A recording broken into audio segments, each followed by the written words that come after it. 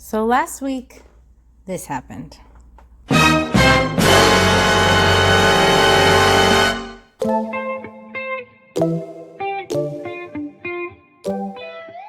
guys, this is Janine with Wigs on Wednesday.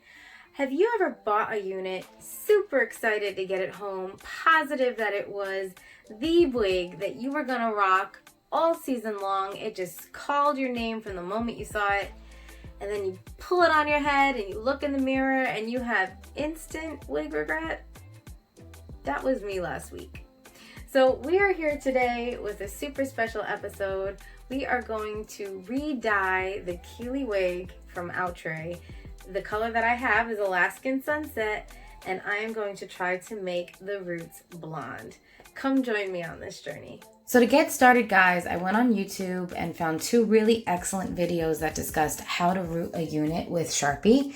I've linked them down in the description box below. They were both really helpful in seeing the process of how to get this done. I was not able to find a video that did a blonde root, and that's probably because synthetic hair isn't able to be lightened, and you can't really deposit color on a darker color. So blonde wouldn't really take on the majority of synthetic wigs, but Alaskan Sunset has this white gray root, so she was perfect for it. My process to figure out what color I wanted to use was I actually put some ink on the bottom of a cup. I wasn't sure this one was working, so I put it on my hand first. And my goal was to just get a distribution of the ink on the bottom of the cup, and then I was actually using rubbing alcohol, just a drop, to lift that color off the bottom of the cup and put it in the liquid. And the goal of this was just to create a color swatch of the marker to kind of get an idea of what the cast would be on the hair. So here are my swatches. On the left is the regular yellow Sharpie, and you can see that's very highlighter, day glow yellow. In the middle is the tan, which is more of a light brown, not really a blonde.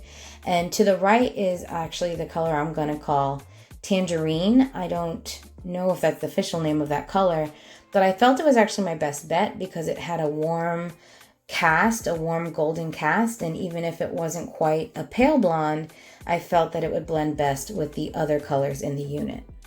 Okay guys, to get started, your first step is to identify where the roots begin on your unit.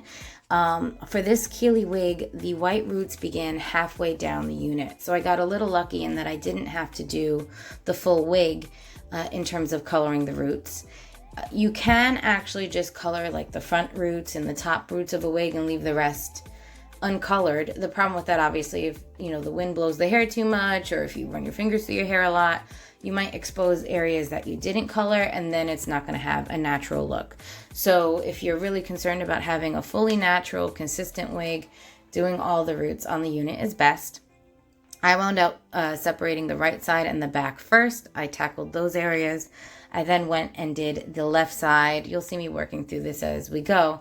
And then I saved the lace parting space up top for very last, and obviously that's because that's the area that shows the most, and that honestly took me the most time to get correct.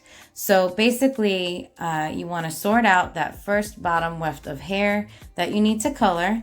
What I did at first, once I had that sorted out, is I used a little barrier of paper towel and aluminum foil to make sure that the color didn't sink through to the strands I had colored below or to the mannequin head itself.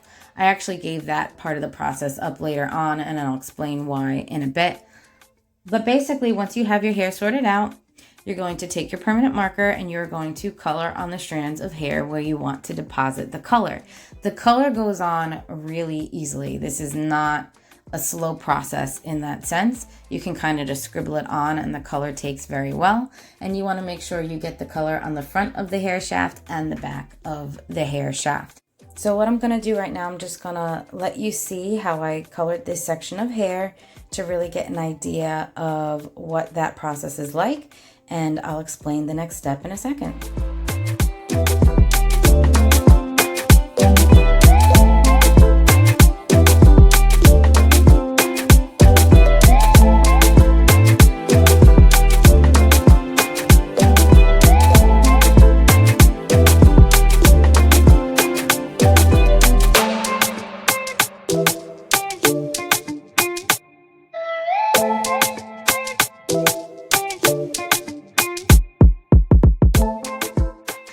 Now, as much as you might, have an even press, the marker doesn't always deposit the color consistently.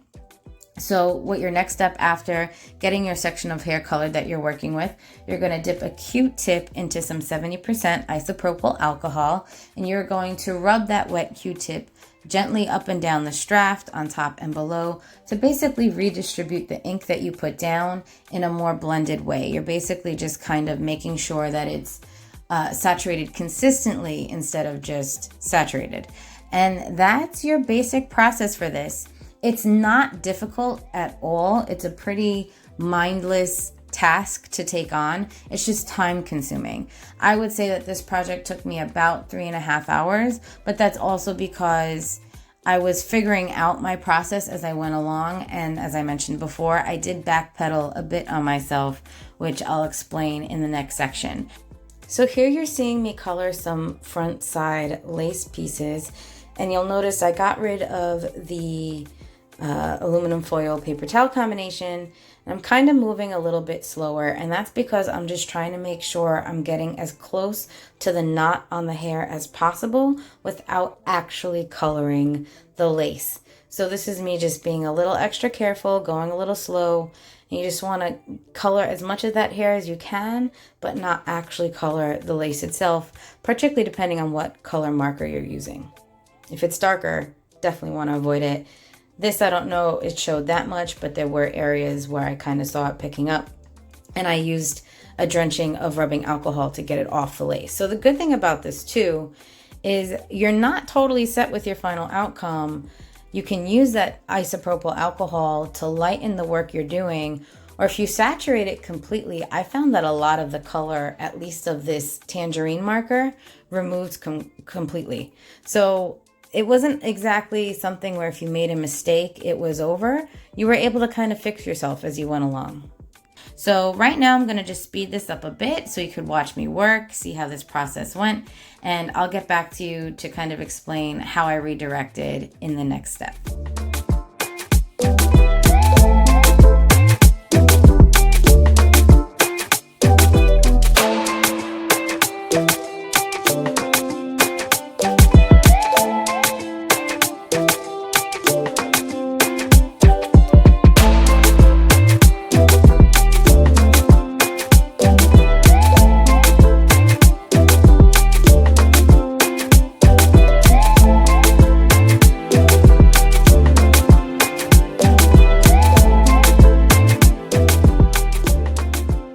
So when I woke up the next morning, this is where I panicked, because instead of having a blonde root, I had a bright orange root, which was not where I was headed. So I went through the unit off camera with a cotton ball and a ton of alcohol and just rubbed at all the hair that I had done to try to take the color off. And as you could see, my results in this frame, it worked pretty well. A lot of the color came off the hair. And this is why I said earlier that I think if you were to do it, or if I were to even decide to change my mind and be like, I wish this wig were the gray again, I could probably wash this in rubbing alcohol and get most of that Sharpie off. So what I wound up doing from there on out, I lost the whole paper towel, aluminum foil protective coating, and instead actually did a mix of lightly coating the hair with the marker and using both Q-tips and alcohol soaked cotton ball to really take off most of the color that I had just put on. And what that left behind was a really pale blonde shade that was working really well. There were points where the cotton ball was so saturated, I was actually able to just use the cotton ball to color other sections of hair. And I also used Q-tips to color some of the front lace hair because it was obviously depositing much less color than using the marker directly. So at this point, it turned into a bit of just eyeballing the unit, seeing where it was, and adding color based on what each section needed. If the cotton ball method didn't deposit enough color, I'd go back in with the marker and then blend it out some more.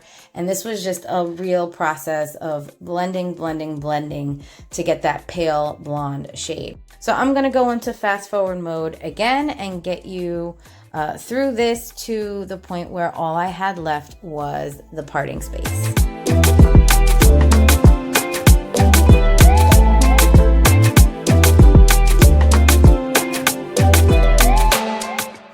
Okay, so maybe I fast forwarded and then just skipped ahead because the process up to the parting space was exactly the same as you saw basically when I started with the cotton ball and the coloring, and then obviously how I lightened that color to the pale blonde. So one thing that's not super obvious in this start shot here is the fact that as I got to the top of the unit, even though I was successfully accomplishing this pale blonde color, the gray blue cast, even though it was white hair on the unit, was kind of interacting with the pale yellow. And in some lights, it looked kind of green, not really green, but like, is it green? And that was bothering me. My goal for fixing this wig was to make it to the point where if I wanted to slide this one on to go to the grocery store, like I do with some of my other units, that I would. And to do that, I really needed to get this color working for me. So the way I went about this parting space, now a parting space, there's no more wefts of hair to separate. So I decided to take each side of the parting space and split it into 3 sections. And right now I'm dividing out the bottom section. And to keep the color of the wig still light, I did this bottom section as the pale blonde. So I'm gonna just fast forward me doing this bottom section of the parting space still in the pale blonde color. I know that it's a little fast, but I still think you could see how I was doing the blotting method to turn that marker into the pale blonde on the hair.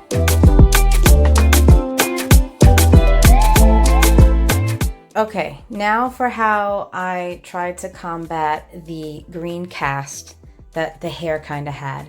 I went back to my foil method to protect the hair that I had done underneath and decided I was going to use the brighter tangerine and also a new Sharpie. I'm going to call it the peach Sharpie in my pack.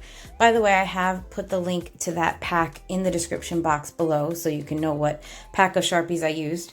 And my goal for this was to basically bring the ombre of the wig up to the root, so up to that parting space, only on the top 2 layers of hair. And because that meant there'd be more color on the hair, my hope was that that would combat the greenish cast the pale blonde had, while still allowing the wig to have a light color overall, in the sense that it wouldn't be this bright, bold, electric party wig throughout. So I'm gonna let you guys see this process slow for the first weft, and then I will fast forward it for the last weft, and I'll show you the half result, and then I will come back to you in real time to show you the new wig.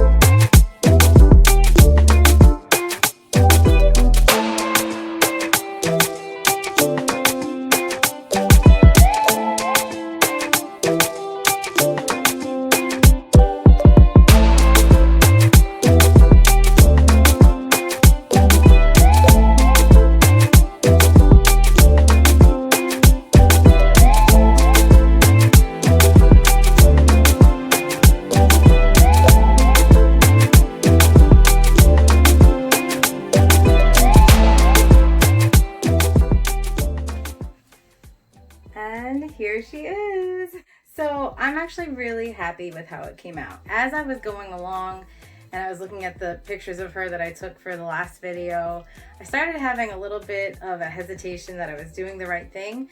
But now that I'm done and I'm looking at it, I feel like I accomplished exactly what I was trying to do, which is I have a much more, not a natural looking wig on my head, but the color progression is much more natural. So it's interesting because having it done, I do see how the other Kiely's color was a little more vivid just because it was balanced on that gray-white root.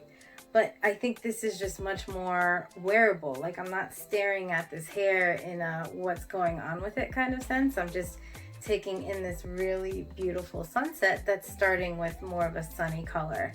So I'm just going to give you a 360 for you to really see how this came out. In the comments below, please do comment. Let me know what you think about my dye job here. Tell me if you would have done the same color, something different, or if you would have left Kiely alone. But I really appreciate you guys stopping in and enjoying this journey with me.